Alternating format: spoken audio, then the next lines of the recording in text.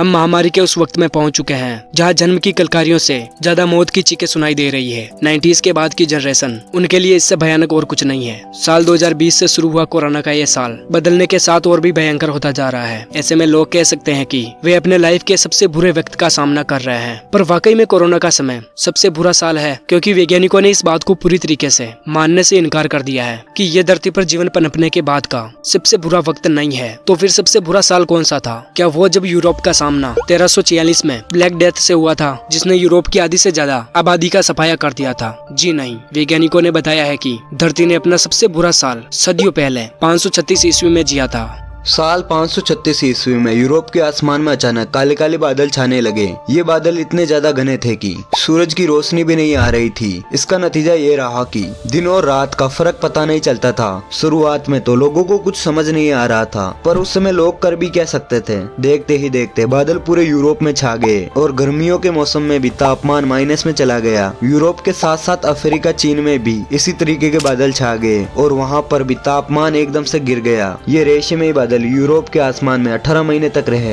इन 18 महीनों में यूरोप और आसपास के देशों के लोगों की जिंदगी नर्क से भी ज्यादा खराब हो गई थी। दरअसल धूप न होने की वजह से फसलें तबाह हो गई और खेती करना भी असंभव हो गया था। पानी में भी कुछ राख जैसा पदार्थ फैल गया था, जिससे वह भी पीने लायक नहीं बचा था। भोजन की कमी के कारण यूरोप में आने वाले समय में भारी अकाल पड़ा, जिसमें हजारों लोगों की मौत हुई। और इसी बीच यूरोप का तापमान हमेशा माइनस में ही रहता था। वे दौर ऐसा था कि चाहे आप अमीर हो या गरीब, चाहे आप राजघराने के भी क्यों ना हो, उनको जीवन जीने के लिए संघर्ष करना पड़ता था। कुल मिलाकर कहा जाए तो यूरोप में हर जगह निराशा ही निराशा थी। इसलिए इतिहासकार इस अंधकार युग यानी कि द डार्क एज कहते हैं।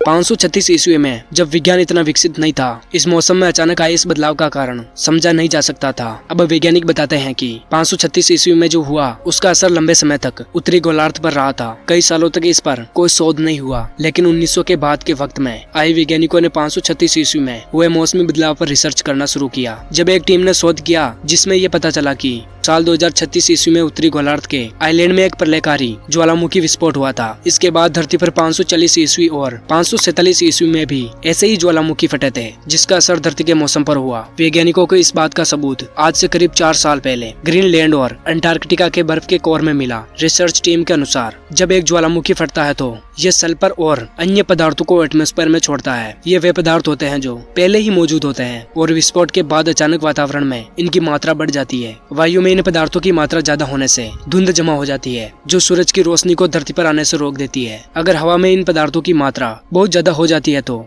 ये पदार्थ वापस नॉर्मल होने में कई सालों का समय लग जाता है, यानी तब तक धरती पर सूर्य की रोशनी नहीं पहुंचेगी, जिससे ग्रीन हाउस गैस के साथ साथ दूसरे प्रोसेस में भी इफेक्ट पड़ता है। टीम ने रिसर्च के दौरान उक्त पदार्थों को बर्फ के साथ मिलाकर देखा और 2500 साल पहले हुए मौसमी बदलाव का पता लगाया। धरती को बचाना है जरूरी। रिसर्च के लिए 2013 में सिवस आल्प्स में कोलेगिनफट्टी ग्लेशियर में ड्रिल किया गया, जिससे 72 मीटर लंबे कोर में ज्वालामुखियों की पहचान हो सकी। यह क्षेत्र यूरोप के केंद्र में था, इसलिए बर्फीले और धूल भरे हर तूफान से वहाँ के लोगों का सामना होता रहा। इन ज्वालामुखी विस्फोट ने यूरोप के तापमान को 2000 साल पीछे धकेल दिया था। यूरोप और आइसलैंड की झीलों में वैज्ञानिकों को पानी और बर्फ पर शीशे की मात्रा मिली है। उस घटना के करीब 1 सदी बाद शीशा बहुत ही कीमती धातु बनकर निकला और इसने अलग ही इंडस्ट्री जगत को जन्म दिया। इस रिसर्च की रिपोर्ट सामने आने के बाद इतना तो साफ है कि धरती जब चाहे तब अपना रंग बदल सकती है। भूकंप, तूफान, बाढ़ हम सालों से सहते और देखते आए हैं, पर जो 536 में हुआ या फिर 1346 में हमने देखा या फिर अभी हम जो देख रहे हैं, असल में ये प्रकृति से हमारी छेड़छाड़ का असर है। जितना ज्यादा हो चीजों को रिसाइकल करें, पर्यावरण को बचाए, ताकि जो ऑक्सीजन हमें खुले वातावरण में बिना किसी कीमत के मिल सकती है, उसे हमें किसी सिलेंडर में दाम देकर ना खरीदना पड़े।